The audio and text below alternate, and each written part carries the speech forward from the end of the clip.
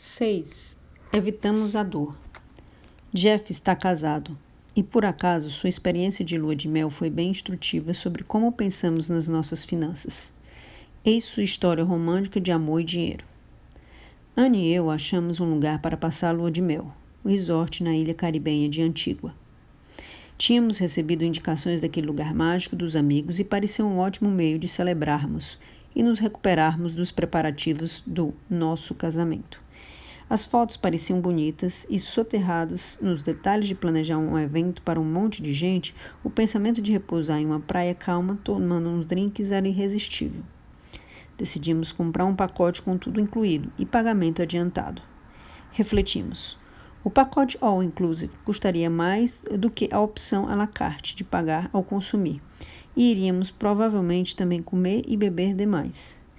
Mas, após meses de dieta brutal para ficarmos mais magros nas nossas roupas de casamento, preferimos essa opção. Ela era atraente em parte por parecer tão simples. Uma vez que tivéssemos reservado e pago, poderíamos também eliminar um item da nossa lista aparentemente infinita de afazeres. De qualquer modo, nossa festa de casamento foi ótima. Alguns dias depois, viajamos de avião até Antígua. E, após 1 milhão de horas de sono, realmente começamos nossas férias. Sim, comemos demais, bebemos demais, exageramos em tudo. Um café da manhã abundante, uns coquetéis, frutos do mar no almoço, drinks à base de coco, sonecas, bebidas com rum, jantar e vinho. E sobremesa, muita sobremesa. Quer dizer, eles traziam uma bandeja de doces para nós todas as noites. O que poderíamos fazer? Em casa, não exageraríamos, mas, veja bem, sabíamos que todas as calorias extras seriam barradas na alfândega. Conseguimos encaixar algumas atividades também. Natação, tênis, sair para velejar e mergulhar com snorkel. Fomos até em algumas excursões. Embora estivéssemos nos sentindo um pouco mimados, também achamos que merecíamos uma mordomia. Acontece que um dos prazeres inesperados das nossas férias pré-pagas, com tudo incluído, foi que o resort afixava os preços de tudo por toda parte. Etiquetas adornavam a comida, a bebida e as toalhas de praia. Os preços eram colados em cadeiras de praia. Eles nos confrontavam nos passeios de barco e nas excursões às ilhas. De início achamos de mau gosto, mas depois começamos a curtir a lembrança de toda a comida e diversão grátis que estávamos tendo e de todo o dinheiro que estávamos poupando. Foi uma fuga da realidade, do planejamento do casamento, da festa do casamento, da família no casamento. Estávamos entupidos de comida, bêbados e bronzeados. Aí, no meio de nossa estadia, começou a chover. Choveu sem parar por 3 dias seguidos. Normalmente, isso seria uma chateação. Você quer deitar para tomar sol na praia na sua lua de mel, certo? Mas às vezes, quando a vida lhe dá limões, você faz uma caipirinha. Decidimos então passar o tempo no bar do resort. Provamos todas as bebidas que tinham e acabamos fazendo amizade com outros casais em lua de mel, que também estavam se refugiando no bar. Um casal de Londres, vamos chamá-los de Smiths, chegou bem no início da chuvarada. Não aceitaram nosso desafio de provar todos os drinks. Preferiram beber até a última gota de cada coisa que pediam, mesmo quando seus rostos não mostravam nenhum prazer específico com aquela bebida. Terminados os dias chuvosos, encontrávamos os Smiths na praia ou no restaurante, mas só no jantar. Eles muitas vezes não tomavam café da manhã e só comiam uma farta refeição noturna. Não bebiam muito, somente uns cálices de vinho ao jantar, quase nada na praia. E pareciam discutir bastante. Quem somos nós para julgar? Mas julgamos. Acontece que eles preferiram um plano à la carte e estavam tendo certas divergências sobre como gastar o dinheiro. Era compreensível, afinal as bebidas e as atividades não eram baratas. E conversar sobre o que fazer e no que gastar acrescentava tensão à nova felicidade conjugal deles. Saímos do resort no mesmo dia que os Smiths. Ao pegarmos o transporte para o aeroporto, vimos o casal conferindo uma conta de 19 páginas com o pessoal do resort. Foi uma forma triste de encerrarmos nosso tempo juntos, especialmente porque eles perderam aquele traslado e quase perderam o voo.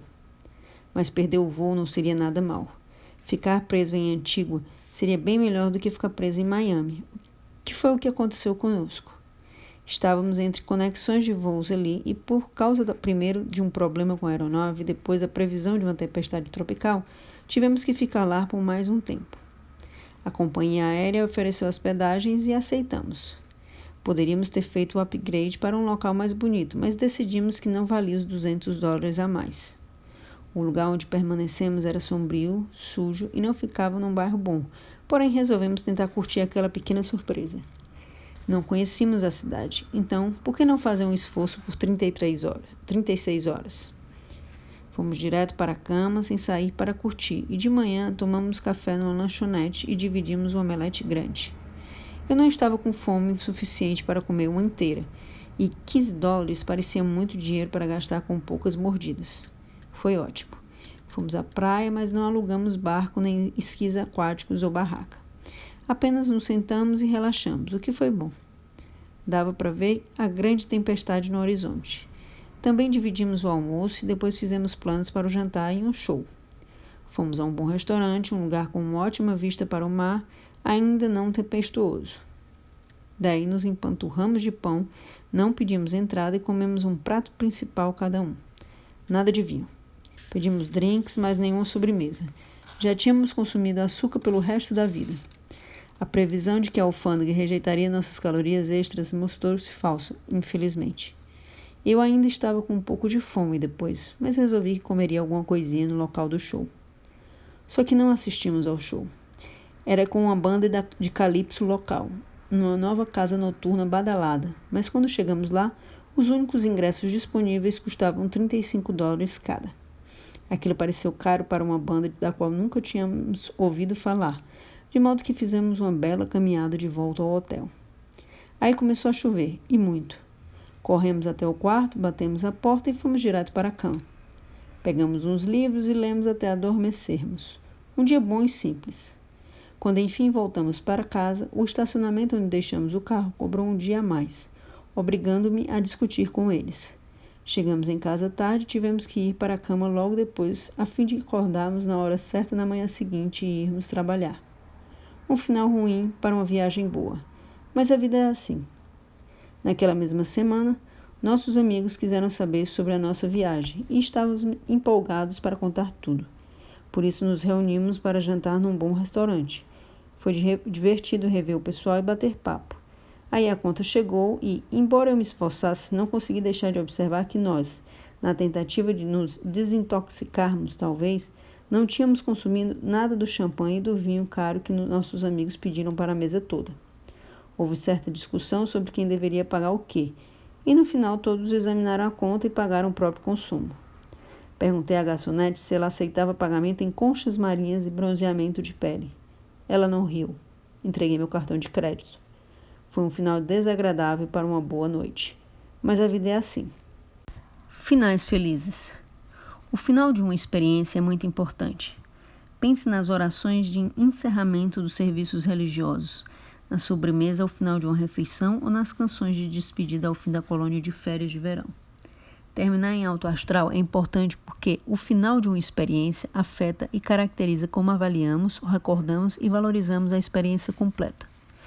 Donald Hedelmeyer, Joe Katz e Daniel Kahneman estudaram como o fim de uma colonoscopia influencia as lembranças dos pacientes sobre todo o procedimento. Com alguns pacientes usaram a forma padrão de encerrar o procedimento, enquanto com outros acrescentaram um componente de 5 minutos ao final. O acréscimo consumiu tempo, mas reduziu a dor. Quando os médicos usaram um procedimento mais longo, com um final menos doloroso, os pacientes viram a experiência total da colonoscopia como menos desagradável, embora incluísse o procedimento padrão e mais outra parte. Claro que não se pode comparar férias e colonoscopia. No entanto, a ideia de que o final é importante aplica-se a essa situação também. Com frequência encerramos as férias de baixo astral, com as coisas que mais odiamos: o pagamento da conta do hotel, o transporte até o aeroporto, conexões, retirada das malas, táxi, pilhas de roupas para lavar, despertador e a volta ao trabalho. Essas atividades finais podem influenciar o modo como vemos as nossas férias de modo geral, pintando-as de forma menos positiva. Nossa lembrança das férias seria melhor se tivéssemos um final mais feliz. Como poderíamos fazer isso? Poderíamos simular o fim da viagem antes de começar a parte desagradável.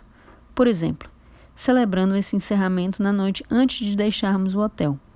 Ao fazê-lo, psicologicamente situaríamos a experiência de arrumar as malas, ir ao aeroporto e sentar no avião na categoria vida normal e não fim de férias.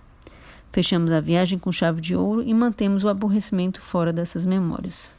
Outra solução seria prolongar a viagem. Depois que retornamos e enfrentamos a volta à rotina diária, podemos reservar um tempo para conversar sobre lembranças e experiências, olhar as fotos e fazer algumas anotações, enquanto a viagem está fresca em nossa mente.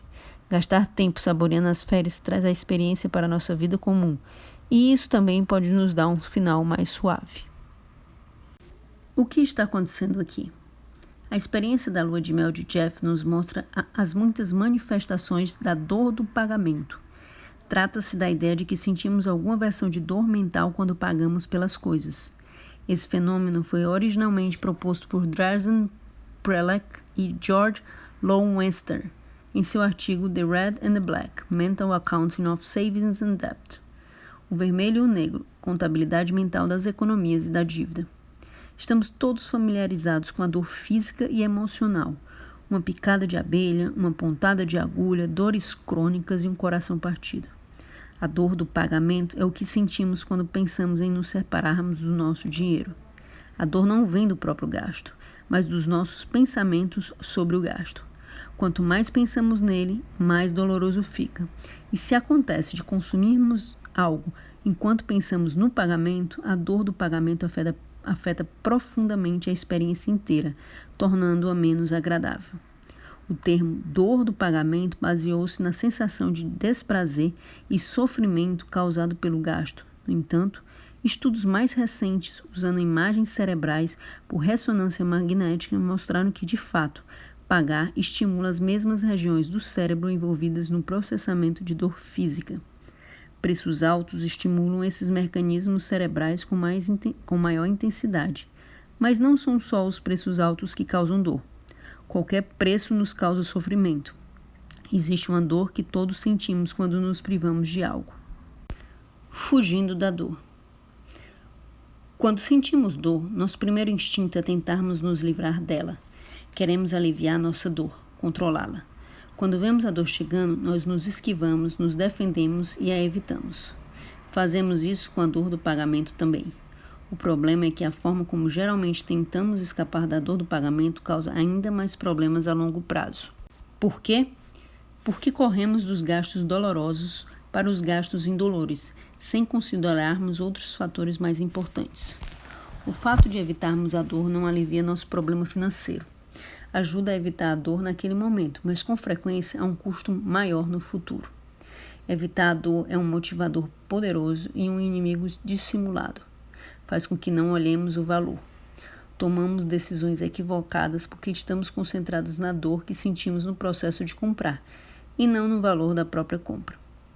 A dor incomoda, mas também é importante. A dor nos informa que algo está errado. Uma perna quebrada dolorida nos manda pedir ajuda. A dor de uma queimadura nos manda não tocar no fogo.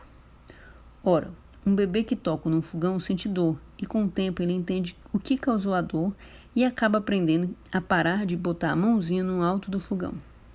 Assim, também deveríamos aprender o que está nos causando dor e evitá-lo. Mas agimos assim? Paramos de fazer coisas dolorosas ou apenas entorpecemos a dor para podermos continuar fazendo as coisas dolorosas, porém sem senti-la? O que você acha, Seinfeld? Existem várias coisas que podemos apontar que provam que o ser humano não é inteligente. O capacete é minha favorita. Pensem no simples fato de que tivemos que inventar o capacete. Por que foi que inventamos o capacete? Bem, porque estávamos praticando várias atividades que estavam dando uma bela quebrada nas nossas cabeças. Analisamos a situação e optamos por não evitar essas atividades, mas apenas fazer pequenos chapéus de plástico para podermos continuar com o nosso estilo de vida quebrador de cabeça.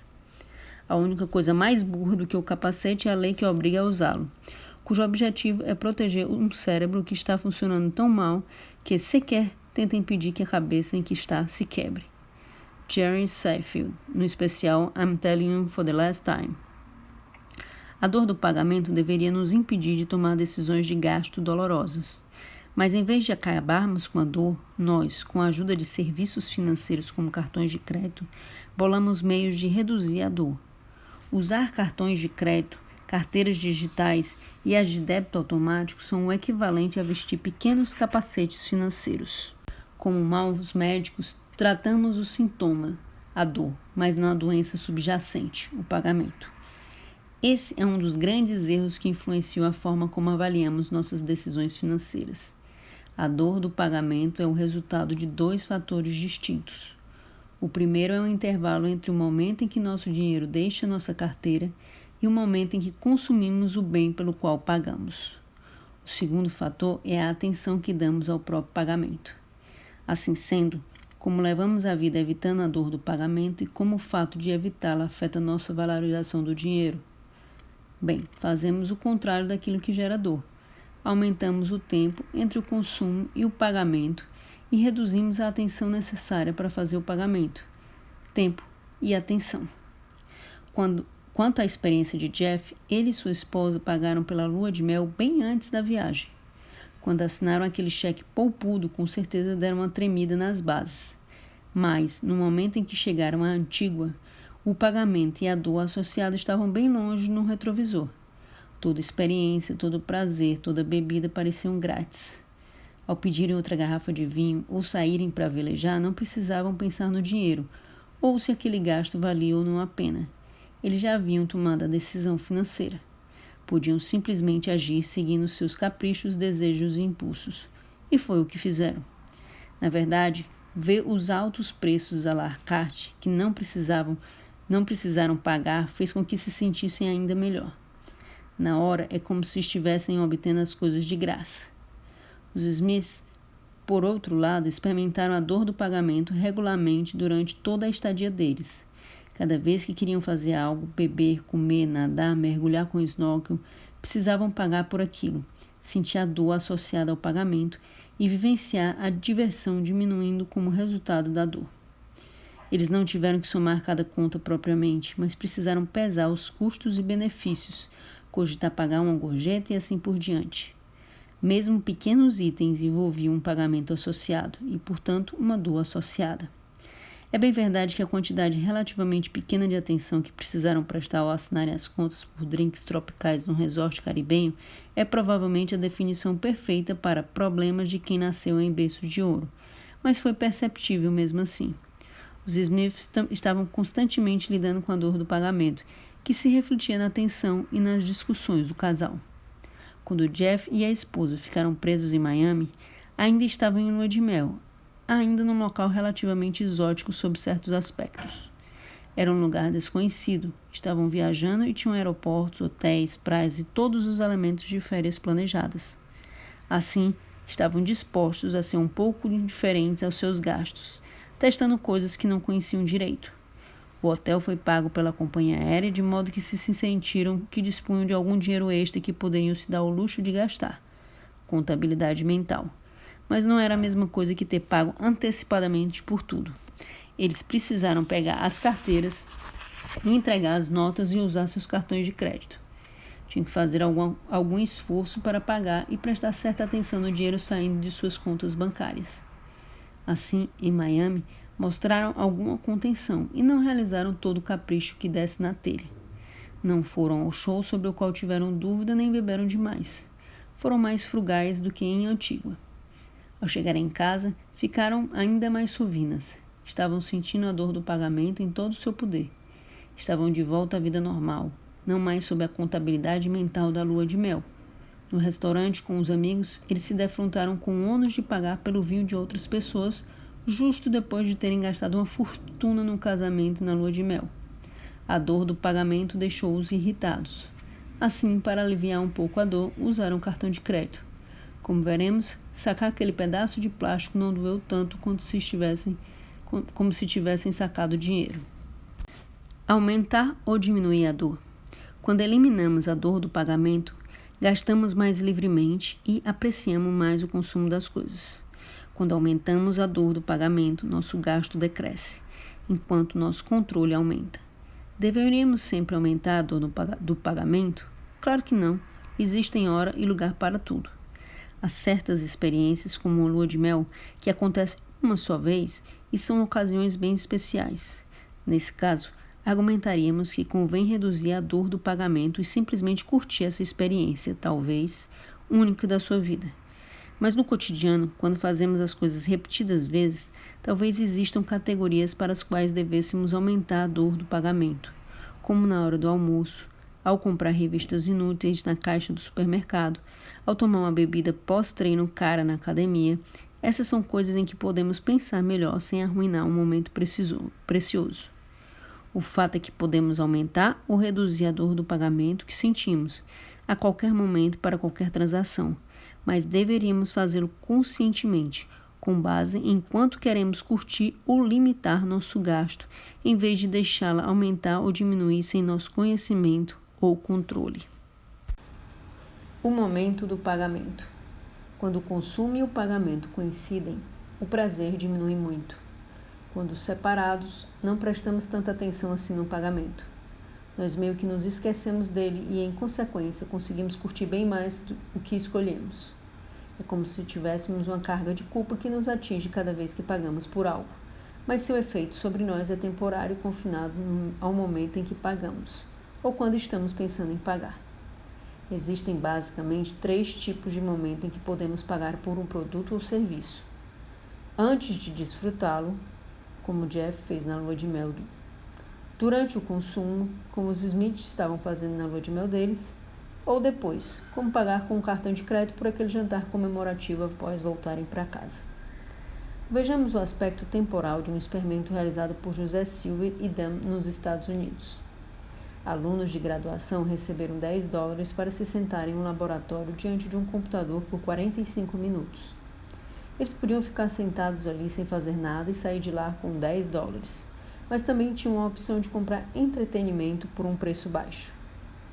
Havia 3 categorias de informações que os estudantes poderiam visualizar online: desenhos animados, a categoria altamente desejável, notícias e artigos científicos, a segunda mais desejável, e a terceira, a categoria indesejável, que foram artigos de estudos culturais sobre a literatura pós-moderna.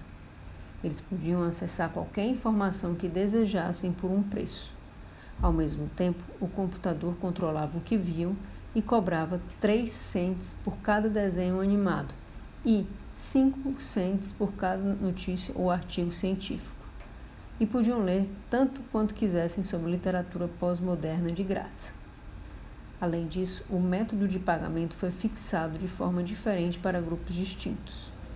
No grupo de pagamento após o uso, os participantes foram informados de que a quantia seria deduzida do pagamento ao final da sessão, como uma conta de fim de mês. No grupo do pagamento antecipado, a situação foi como usar um vale-presente. Os participantes obtinham os mesmos $10, mas todo o dinheiro era colocado numa carteira digital que podiam usar para ler material online. Aquele grupo foi informado de que, ao final da experiência, obteriam todo o dinheiro restante em suas contas. E, por fim, o terceiro grupo ficou na situação de micropagamentos. Aqueles participantes eram cobrados cada vez que abriam um item específico. Cada vez que aqueles participantes clicavam no link, perguntávamos: tem certeza de que quer pagar 5 cents por esse artigo? Ou tem certeza de que quer pagar 3 cents por este desenho animado? Se clicassem em OK, eram cobrados na hora. O saldo restante aparecia sempre no topo da tela. É importante ressaltar que os participantes em todas as situações pagavam a mesma quantia pelos itens que estavam lendo. Além disso, em todos os grupos, eles não gastaram muito. O preço por item foi baixo. Entretanto, houve grandes diferenças nos gastos de acordo com o momento em que os participantes paravam para pensar no pagamento. Quando o dinheiro foi posto na conta de entretenimento dos participantes no início do estudo, em outras palavras, a situação de pagamento antecipado, os participantes gastaram em média uns 18 cents. Quando pagaram ao final do estudo, como uma conta normal de pagamento após o uso, o gasto médio caiu para 12 cents. Esse fato nos informa que ter o dinheiro em uma conta dedicada a uma atividade específica influenciou nossos participantes a gastarem mais. a gastarem 50% mais nesse caso. O efeito mais impressionante foi em quanto gastaram na situação dos micropagamentos, em que foram forçados a pensar sobre o pagamento antes da compra, a pagar durante. Nessa situação, o participante médio gastou apenas 4 cents. Em média, os participantes nessa situação viram um desenho animado e 2 artigos científicos, e passaram o resto do tempo lendo estudos culturais, penosos, mas gratuitos. A combinação desses resultados indica que a mudança entre pagar antes e depois altera as nossas escolhas. Ainda mais importante, quando o pagamento é muito ressaltado, mudamos drasticamente nossos padrões de gastos. Resumindo, por conta da dor do pagamento, estamos dispostos a pagar mais antes, menos após e ainda menos durante o consumo de exatamente o mesmo produto. O momento do pagamento realmente importa. Pode até nos levar a ler literatura pós-moderna. Não queremos menosprezar a literatura pós-moderna, porém, precisamos observar que os participantes do estudo não gostaram de lê-la e, de fato, eles nos contaram que preferiam o som das unhas num quadro negro à nova versão da literatura pós-moderna. O que significa que a atividade grátis, a literatura pós-moderna, causou a menor quantidade de dor do pagamento, no entanto, a maior quantidade de dor de consumo. As pessoas apreciaram a experiência de consumir literatura pós-moderna bem menos do que a experiência dos desenhos animados. Mas, ao tentarem evitar a dor de pagamento pelo desenho animado, os participantes criaram a dor de consumir literatura pós-moderna. Aqueles na situação de pagar durante o consumo poderiam ter gastado 12 cents em vez de 4 cents, e assim ter tido uma experiência geral bem melhor pelos 45 minutos de experimento. Mas a dor do pagamento é tão poderosa que os impediu de fazê-lo. De forma semelhante, imagine que estamos em lua de mel no resort e optamos pela modalidade de pagamentos imediatos. Nosso atendente oferece uma garrafa de champanhe para bebermos na praia ao pôr do sol. Mas, como estamos aborrecidos com o acúmulo de tantas cobranças e o preço solicitado pela garrafa, decidimos beber água de pia. Sim, evitamos a dor do pagamento pelo champanhe caro demais, mas também evitamos o prazer de bebê-lo durante um pôr do sol numa lua de mel, o que só ocorre talvez uma vez na vida.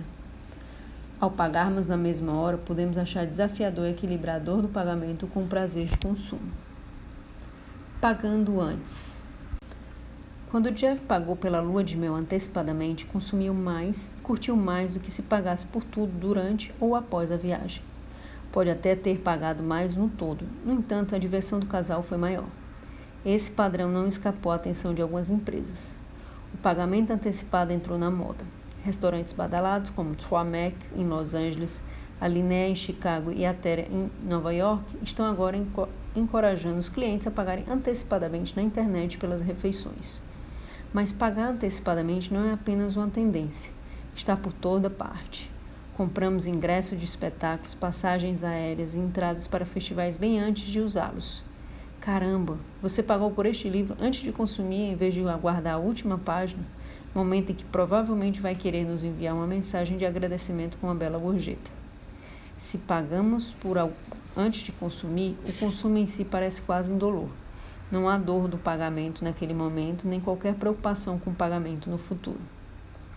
A Amazon.com cobra pelo seu plano Prime por $119, que inclui frete grátis o ano inteiro aos associados. Claro que o frete não é realmente grátis, nós pagamos $119, mas ao avaliarmos cada compra no decorrer do ano, não existe a dor adicional do pagamento associado a cada entrega. Parece grátis naquele momento, especialmente porque a Amazon coloca uma etiqueta colorida brilhante e entrega grátis em 2 dias com o Prime, bem ao lado do preço. A sensação é quase de que precisamos comprar mais por estarmos obtendo tamanha oferta. E quanto mais compramos da Amazon, mais barata, mais grátis se torna cada onda de compras online. Que pechincha! Imagine que vamos partir num safari africano de uma semana que custa $2.000. Temos 2 formas de pagar por essa aventura: à vista ou parcelada. Podemos pagar a viagem completa com 4 meses de antecedência ou pagar em dinheiro no momento em que encerramos o safari. Se indagado sobre a forma de pagamento economicamente mais eficiente, com certeza responderíamos que é pagar ao final, depois de prestados os serviços. No mínimo, o dinheiro poderia estar acumulando juros por aqueles 4 meses. Mas como fica o nosso divertimento durante a viagem? Sobre qual dessas opções de pagamento curtiríamos mais o safari? E, em particular, sobre qual delas curtiríamos mais o último dia do safari? Se formos como a maioria das pessoas, curtiríamos mais o safari se tivéssemos pago antecipadamente. Por quê? Porque se pagássemos por ele no último dia, os últimos dias do safari estariam repletos de pensamentos do tipo: este gasto vale a pena? E estou aproveitando isto bastante? Esses pensamentos constantemente pipocando em nossa cabeça diminuiriam substancialmente o nosso prazer com a experiência toda. Pagar antes também é parte inerente de experiências como vales presentes e fichas de cassino. Uma vez que o dinheiro é posto num vale presente para a Starbucks, a Amazon ou a Nike, nós o colocamos em categorias de gasto, ou seja, uma vez que uma nota de $50 tenha sido trocada por um cartão de Starbucks, esses R$50 foram destinados a lattes e muffins, e não a, digamos, Coca-Cola ou comida chinesa. Além disso, uma vez que o dinheiro tenha sido alocado a essa categoria, sentimos como se o pagamento já tivesse sido feito. Não estamos usando nosso dinheiro vivo para nada, e em consequência não temos um sentimento de culpa ao gastarmos. Poderíamos normalmente beber apenas um cafezinho pagando em dinheiro vivo, mas ao gastarmos de um vale presente, nós nos damos ao luxo de um chá latte com leite de soja de maior tamanho e um cookie. Afinal, é grátis, certo? Não sentimos nenhuma dor gastando um vale presente, porque a sensação que ele evoca na gente é bem diferente daquela de quando gastamos dinheiro vivo.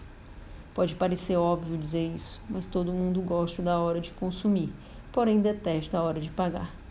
Mas, como Drazen e George descobriram, o momento do pagamento importa muito, e nos sentimos melhor consumindo algo pelo qual pagamos antecipadamente. Pagando durante. De que modo pagar por algo enquanto usamos afeta a dor do pagamento e a nossa percepção de valor?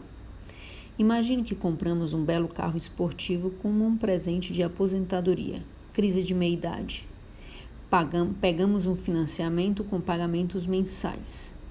Como esperado, o carro é ótimo e nos ajuda a esquecer nossa mortalidade iminente e algumas das escolhas ruins que fizemos na vida. No entanto, constatamos que temos cada vez menos tempo para usufruí-lo e, aos poucos, mesmo a emoção de dirigir começa a desaparecer. Nossos pagamentos mensais nos lembram de que aquela foi, na verdade, uma compra precipitada e cara, cada vez mais difícil de justificar. Então resolvemos quitar o empréstimo todo. Fazer esse pagamento grande de uma só vez é com certeza doloroso, mas nos alivia da dor mensal de pagamentos regulares e da culpa associada a eles. Até restaura parte do prazer de ficar circulando com o teto solar aberto. Paramos de nos preocupar com os pagamentos a cada mês e começamos a curtir o carro, ainda que ele não saia da garagem tanto assim. Pagar pelas coisas enquanto as consumimos, além de aumentar a consciência da dor do pagamento, também diminui o nosso prazer de consumir. E se um dono de restaurante descobrisse que, em média, as pessoas comem 25 garfadas e pagam R$50 por uma refeição, o que equivale a R$2 por garfada. Um dia, o dono decide fazer uma promoção com 50% de desconto e cobra R$1 por garfada. Ele vai um passo além e diz: só vou cobrar pelas garfadas consumidas. Quando a refeição é servida, o garçom fica do nosso lado e anota num bloquinho cada vez que levamos o garfo à boca. E quando terminamos, o garçom calcula nossa conta. Essa é com certeza uma receita para uma refeição bem econômica. Mas quão prazerosa seria? Não parece nada legal, certo? Dan, certa vez, levou uma pizza para sua turma e cobrou dos estudantes 25 centavos por mordida. Qual foi o efeito? Mordidas enormes. Os estudantes, tentando evitar a dor do pagamento, pensaram em ter achado uma solução pondo na boca quantidades enormes. Claro que sofriam enquanto comiam, com a boca cheia e a cara lambuzada, de modo que a pichincha não foi tão boa assim, e certamente não foi um prazer. Em termos mais gerais, o pagamento por garfada ou mordida não costuma ser a melhor forma de pagamento, por tornar a experiência da refeição incrivelmente desagradável. Dito isso, pode ser a forma ideal de seguir uma dieta, pois o desprazer de comer superará o prazer. sem falar que contar garfadas pode ser mais fácil do que contar calorias. Um exemplo do mundo dos negócios de como pode ser doloroso o pagamento coincidir com o consumo foi o que aconteceu quando o pagamento e o consumo foram realmente separados por uma empresa pioneira na internet chamada AOL, American Online. Em 1996, o presidente da AOL, Bob Pittman, anunciou que a empresa planejava substituir os 2 planos de pagamento da empresa nos Estados Unidos: R$ 19,95 por 20 horas de utilização, mais R$ 2,95 por hora adicional, ou R$ 9,95 por 10 horas e R$ 2,95 por hora adicional, por uma taxa única de R$ 19,95 pelo acesso ilimitado. Os funcionários da AOL se prepararam então para as mudanças no número de horas de conexão de seus usuários com os seus servidores como resultado da mudança de preço. Identificaram quantas pessoas vinham usando e quase atingindo a faixa limite de serviço dos planos de 10 e de 20 horas, e estimaram que o plano novo incentivaria alguns clientes a começar a usar a internet com mais frequência. Também imaginaram que a maioria das pessoas continuaria usando o serviço como antes, a não ser que estivessem perto de seu limite de horas de uso. Ao fazer esses cálculos, acreditaram que o cliente que vinha usando a internet por apenas 7 horas com o plano antigo não iria querer usar muito mais do que isso depois do lançamento do novo plano. Levando em conta esses pressupostos, aumentaram os servidores disponíveis em um percentual baixo. Com certeza agora estavam preparados para o lançamento do serviço com um tempo ilimitado, certo? Errado. O que realmente aconteceu foi que o número total de horas em que as pessoas ficavam conectadas mais do que dobrou da noite para o dia. Claro que a AOL estava totalmente despreparada para aquilo. Precisou contratar os serviços de outros provedores online que de bom grado colaboraram, cobrando uma fortuna. Em sua defesa, Pittman disse: "Somos os maiores do mundo. Não há precedente histórico para usarmos como comparação. Quem teria imaginado que o número de horas dobraria? É como um canal de televisão dobrando sua audiência." Mas será que os especialistas em dados da AOL não poderiam ter previsto aquele acontecimento? Se a equipe tivesse analisado aspectos em torno do pagamento e da dor do pagamento, teria percebido que, quando o consumo e o pagamento coincidem e quando os clientes veem no alto da tela um cronômetro marcando o restante do tempo, como ocorria nos planos antigos, fica difícil não deixar de pensar em quanto tempo ainda resta e quanto custaria estourá-lo. Com isso, o prazer diminuía. Assim, no momento em que se eliminou o contador mostrando o tempo restante até o final do plano, 10 ou 20 horas, a dor do pagamento também desapareceu. Dessa forma, as pessoas ficaram bem mais propensas a desfrutar o serviço por períodos de tempo mais longos, bem mais longos. A dor do pagamento contínuo e simultâneo não é necessariamente ruim, apenas nos deixa mais atentos aos nossos gastos. A energia elétrica é um exemplo interessante. Quando enchemos o tanque do carro, observamos os reais aumentando na bomba de gasolina. Conscientes do gasto, sentimos a dor do pagamento e talvez pensemos em comprar um veículo mais econômico ou achar um grupo de transporte solidário para dividir a despesa. Mas em casa, o medidor de energia costuma estar do lado de fora ou escondido. Raramente olhamos para ele. Além disso, a conta pelo consumo diário leva 1 mês para chegar e pode ser debitada direto da nossa conta corrente. Desse modo, é impossível saber quanto estamos gastando em qualquer dado momento. Assim, não estamos tão conscientes do nosso gasto e não sentimos a dor associada a ele. Será que existe uma solução para o nosso consumo excessivo de energia em casa? Falaremos mais sobre isso na parte 3. Pagando depois. O futuro.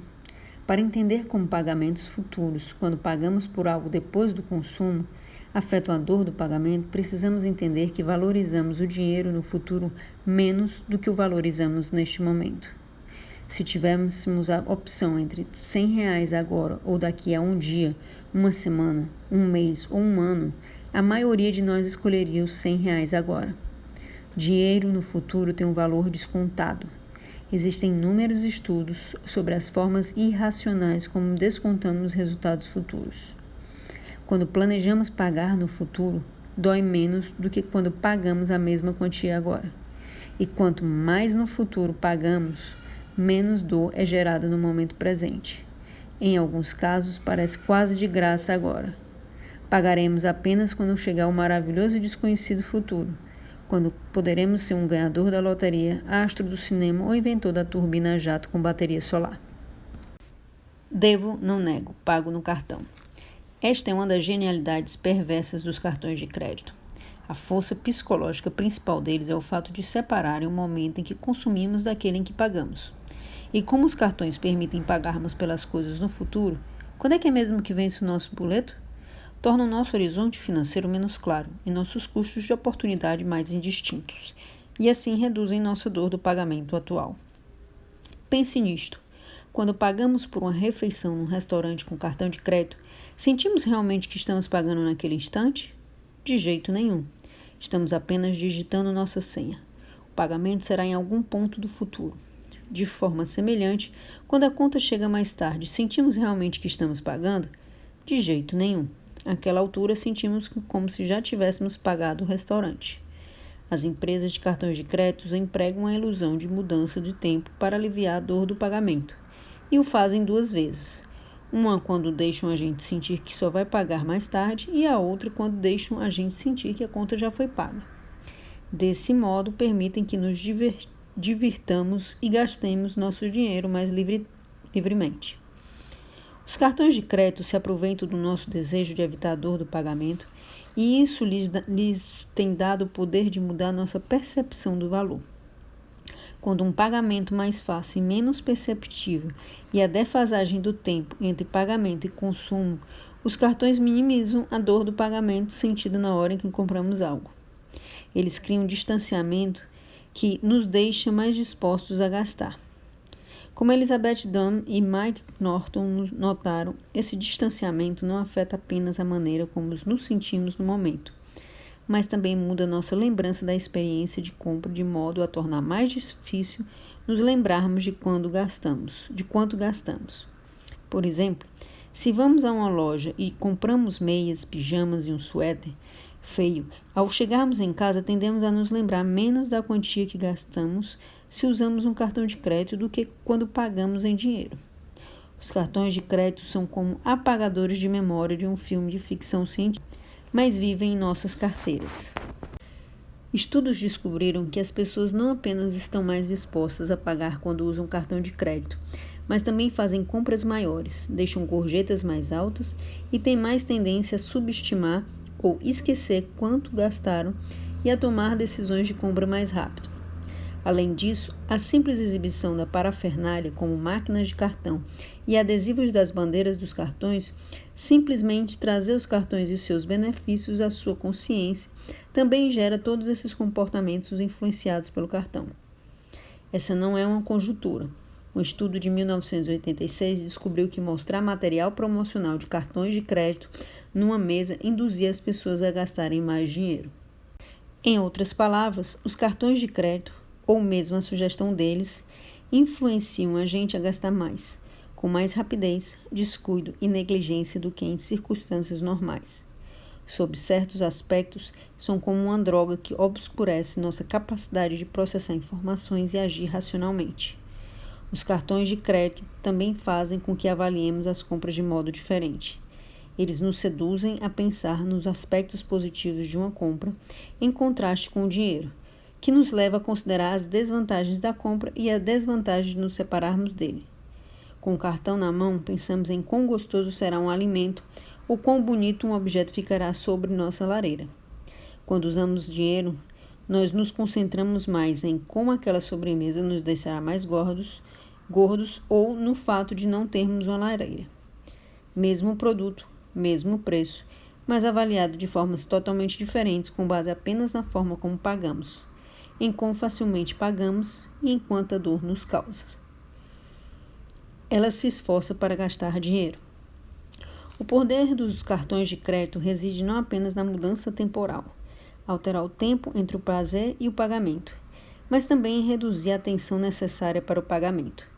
Quanto menor a atenção, quanto menor a dor, mais valorizamos algo sem motivo. Passar o cartão na maquininha é mais fácil do que pegar a carteira, observar quanto dinheiro temos, apanhar umas notas, contar e esperar o troco.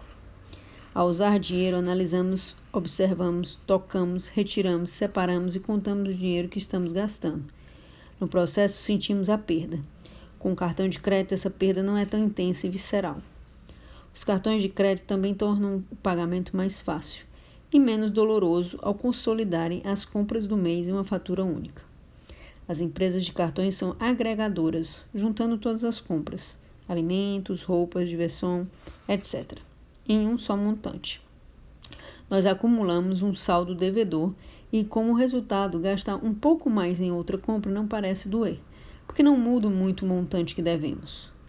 Como aprendemos antes em nosso capítulo sobre relatividade, quando uma quantia, digamos R$200 pelo jantar, é posta no contexto de uma quantia maior, digamos uma fatura mensal de cartão de crédito de 5.000, os mesmos 200 parecem menores, menos significativos e menos dolorosos do que os isolados. Portanto, ao pagarmos com cartão, fica fácil subestimar uma cobrança adicional de R$200. Essa é uma tendência comum, sobretudo quando o crédito está envolvido.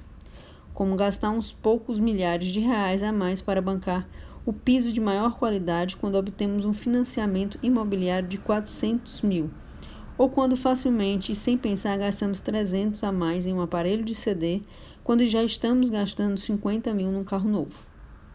Os cartões de crédito não são o único instrumento financeiro que adota o efeito de agregação, que reduz a dor e confunde o valor. Consultores financeiros ganham dinheiro dos investidores mediante várias taxas. Por exemplo, eles costumam cobrar, digamos, 1% da nossa carteira de investimentos, ativos sob gestão, como gostam de chamar. Bancos e outras instituições financeiras fazem o mesmo, a título de taxa de administração, e esta comumente é superior a 1%. Assim, enquanto ganhamos dinheiro, eles estão retirando essa taxa da renda gerada. Nós nunca vemos esse 1% ou mais. Não sentimos sua perda, a dor do pagamento, porque nunca alcança nossa plena percepção. Mas e se pagássemos as instituições ou os consultores de forma diferente? E se todo mês tivéssemos que pagar em torno de R$800, ou ao final do ano precisássemos preencher um cheque de R$10.000, supondo que possuímos uma carteira de investimentos de 1 milhão. É bom sonhar. Não mudaria a maneira como vemos seus serviços? Não pediríamos muito mais ajuda, conselhos, tempo? Não procuraríamos outras opções se estivéssemos conscientes do custo da gestão do nosso dinheiro? Ou, se você não tem uma grande carteira de investimentos, pense em todos os itens na conta de 19 páginas dos Smiths no resort em Antigua. Ou nas contas dos nossos celulares, nas quais diferentes compras de serviços e taxas estão combinados com chamadas e uso de internet. Ou combos de TV a cabo, em que misturamos telefone, internet e TV com uma assinatura mensal de vídeos infantil para o nosso filho. Acesso restrito. Falemos sobre Vale Presentes de novo. Eles são um exemplo de ferramenta de pagamento chamadas método de pagamento de acesso restrito, que só nos deixam fazer determinadas coisas. Outros métodos de pagamento de uso restrito são as fichas de cassino, os cartões pré-pagos do transporte público, ônibus, metrô e os programas de milhagem. Eles tornam os pagamentos notadamente indolores. Já estão isolados dos nossos sinais de valor normais pela contabilidade mental, mas também facilitam o gasto ao removerem grande parte do peso doloroso da tomada de decisões. Se nosso vale presente é para Starbucks, nossas fichas só funcionam em certo cassino de Las Vegas ou nossas milhas só são válidas para uma companhia aérea, então não pensamos se a Starbucks, o tal cassino ou aquela companhia aérea oferece o melhor valor. Em vez disso, impensadamente gastamos aquele dinheiro ali porque é a categoria a que pertence o método de pagamento e, ao fazê-lo sem pensar, temos uma tendência menor a avaliar criticamente nossas decisões de gasto. Já que estamos falando de cassinos, podemos também observar que eles são craques em fazer as pessoas se separarem do próprio dinheiro. Nos Estados Unidos, o setor financeiro concorre com eles, vindo em segundo lugar. Das fichas e bebidas grátis aos relógios escondidos e comida e entretenimento 24 horas, eles sabem como extrair o máximo de cada visitante. Você se lembra do nosso amigo George Jones, do início do livro, enfrentando suas preocupações financeiras na mesa de blackjack? Eis o poder dos cassinos. Claro que existem inúmeras formas pelas quais deixamos o esforço do pagamento afetar nossas avaliações de gastos. A dificuldade do pagamento não deveria mudar nossa sensação de valor, mas muda. E agora, sentiu? Você sabia que a primeira patente que a Amazon.com defendeu foi a de sua tecnologia de um clique? A capacidade de comprar algo, não importa quão grande ou desnecessário, com um só clique de um mouse torna o gasto tão fácil, tão indolor, tão vital ao sucesso da Amazon.com. O pagamento online, como vimos, já é incrivelmente fácil. Uns poucos minutos perdendo tempo na internet e pronto. Um sofá novo está a caminho. Mal percebemos que estamos gastando dinheiro. E a nossa falta de percepção do gasto pode ser o aspecto mais assustador das formas cada vez mais sofisticadas como as empresas estão nos seduzindo a evitar a dor do pagamento. Os avanços tecnológicos recentes facilitaram tanto os pagamentos que muitas vezes mal percebemos os nossos gastos. Diversas empresas operam serviços que nos cobram automaticamente por pedágios e estacionamentos e nem sequer sabemos a quantia até o final do mês, se é que conferimos. O mesmo vale para o pagamento de contas em débito automático, em que a prestação mensal do carro, do financiamento imobiliário, de outros empréstimos e a fatura de serviços públicos, energia elétrica, gás, telefonia, são descontadas sem que sequer tenhamos que dar um clique.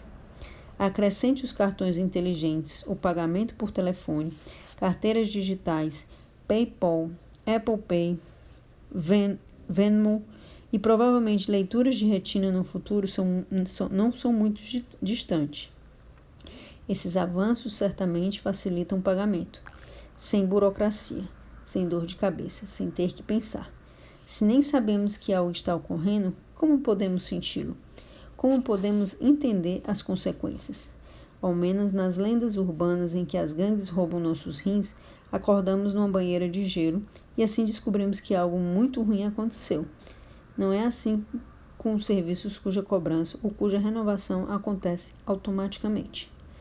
Percepção é o termo adulto para quando estamos conscientes de algo, nesse caso, do pagamento. E a consciência de tornar o pagamento perceptível é a única forma de sentirmos a dor e assim reagirmos, julgarmos e avaliarmos os custos e benefícios que possam surgir das nossas escolhas.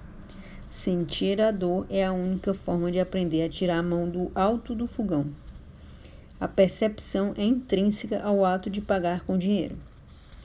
Vemos e sentimos o dinheiro e precisamos contá-lo e depois conferir o troco.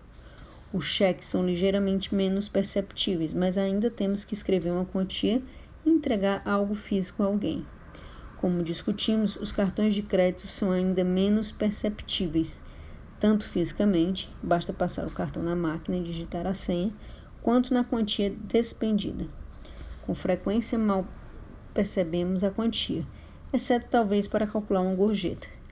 Os pagamentos digitais de todos os tipos envolvem ainda menos percepção. Se não conseguimos sentir, aquilo não causa dor.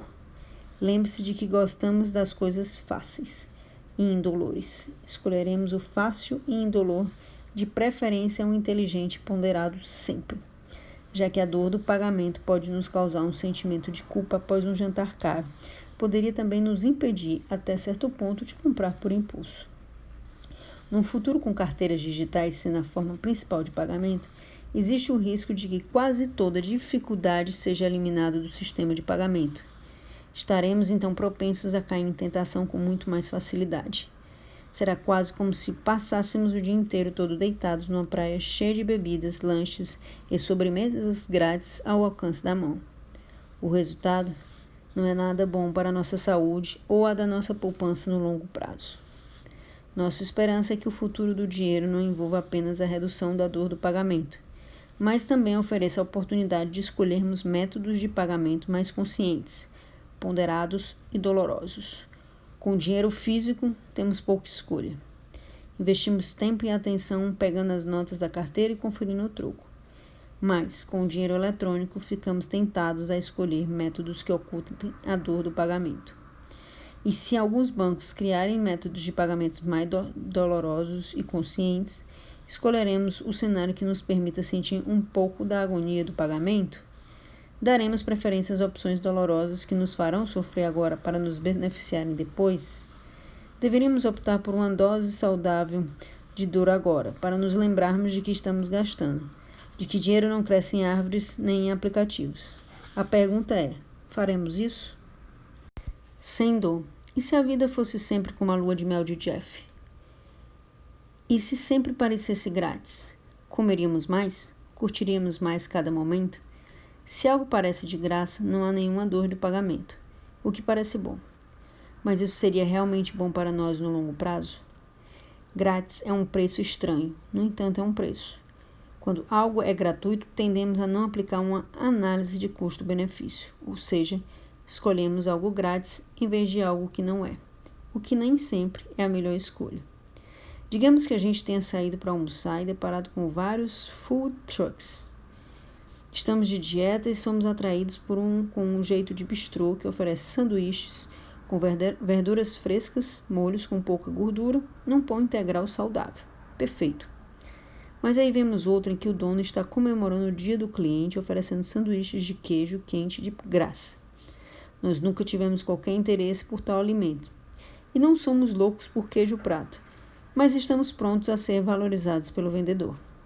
Portanto, pagamos pelo almoço ideal ou pegamos o almoço não tão ótimo assim, mas de graça? Se formos como a maioria das pessoas, optamos pelo grátis. Esse mesmo tipo de tentação existe em muitas áreas de nossas vidas. Da comida às finanças. Imagine que temos a opção entre 2 cartões de crédito. Um está cobrando uma taxa de juros mensal de 13,5%, porém sem anuidade. E outro oferece uma taxa de juros mensal inferior de 12%, mas cobra uma anuidade de R$ 150. A maioria das pessoas daria mais valor à tarifa anual e escolheria o cartão de 13,5% sem tarifa. Acabariam tendo um cartão que custa bem mais a longo prazo, caso atrasem ou deixem de fazer o pagamento. Ou digamos que estamos escolhendo entre 2 assinaturas de jornal online. Uma custa R$ 30 por mês, a outra R$ 22.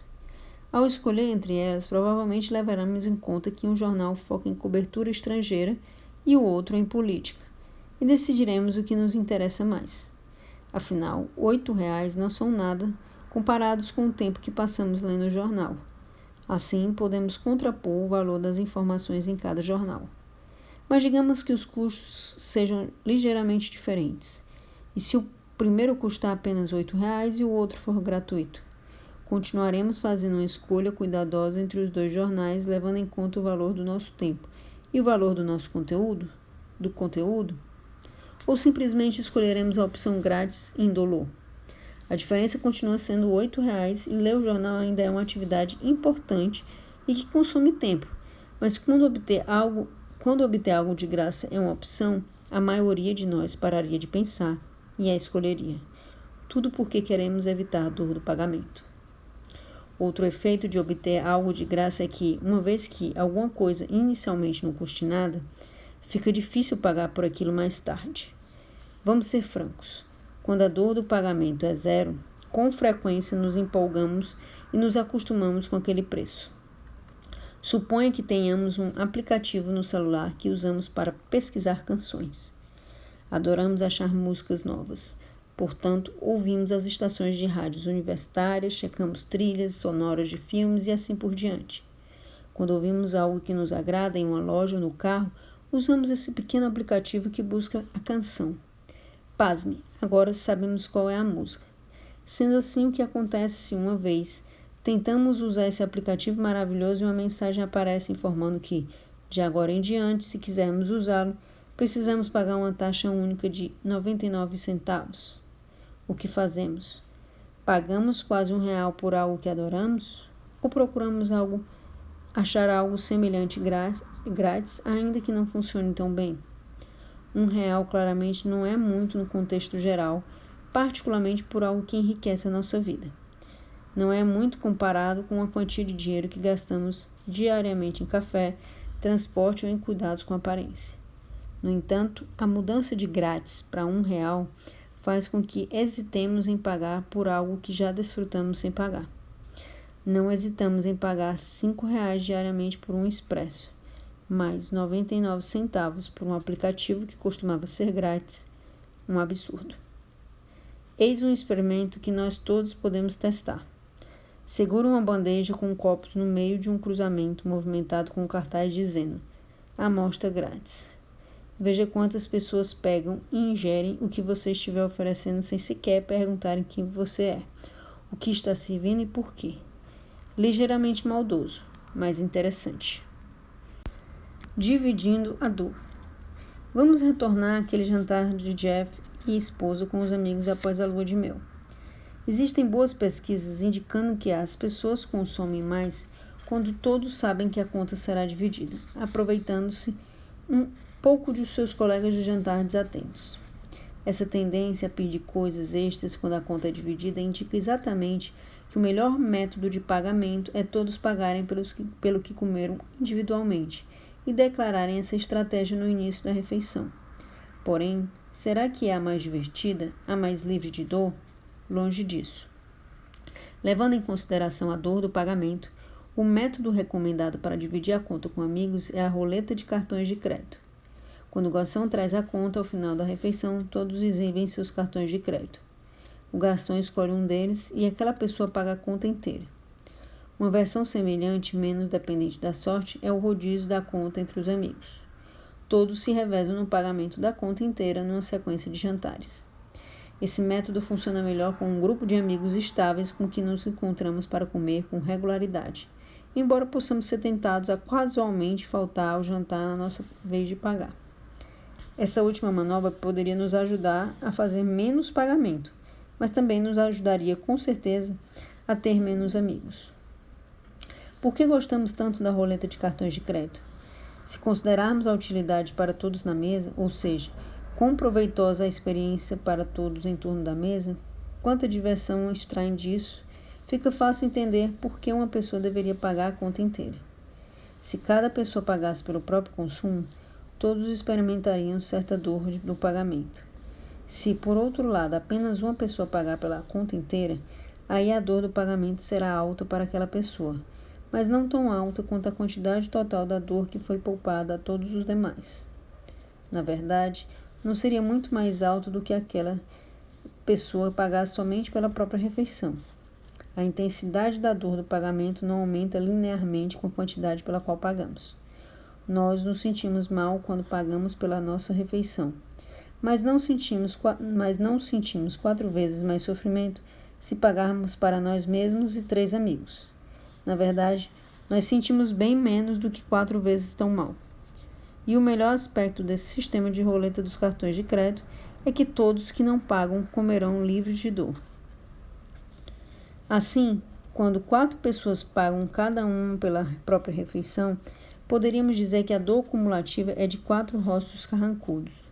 Quando só uma pessoa paga, é apenas um rosto bem carrancudo e 3 rostos felizes. Deveríamos também levar em conta o prazer coletivo maior do rodízio da conta, porque nossos amigos ficam se sentindo bem quando pagamos para eles, e nós também nos sentimos bem quando oferecemos aos nossos amigos algo especial. Esse é um exemplo clássico de clichê dos esportes, sacrificar-se pelo time, em que, no caso, o time são os nossos amigos e o sacrifício envolve pagar a conta. Esse sistema é financeiramente eficiente? Provavelmente não, porque as refeições custam preços diferentes e pessoas distintas poderiam aparecer em diferentes jantares e talvez não gostemos de alguns amigos tanto quanto de outros. Mas, ainda que acabemos pagando um pouco mais no decorrer do tempo, ao nos envolvermos nessa prática, provavelmente sentiremos menos dor do pagamento e nos divertiremos mais jantando fora. Além disso, obteremos mais refeições grátis. A ideia do rodízio dos pagamentos do jantar mostra que a dor do pagamento não é, em si, algo ruim. É apenas um fato. Compreender seu poder pode nos trazer alguns benefícios positivos à nossa vida financeira e social. Todos sentimos dor. Todos achamos meios diferentes de aliviar essa dor. Alguns bebem ou usam drogas, outros assistem a seriados de TV, alguns se casam e saem em lua de mel para comemorar uma vida inteira ao lado de alguém com quem compartilhar, e talvez alguém para culpar pela sua dor. Enquanto estivermos conscientes das escolhas que fazemos, querendo eliminar a dor, podemos desenvolver uma visão mais abrangente e limitar o impacto delas sobre nossa vida.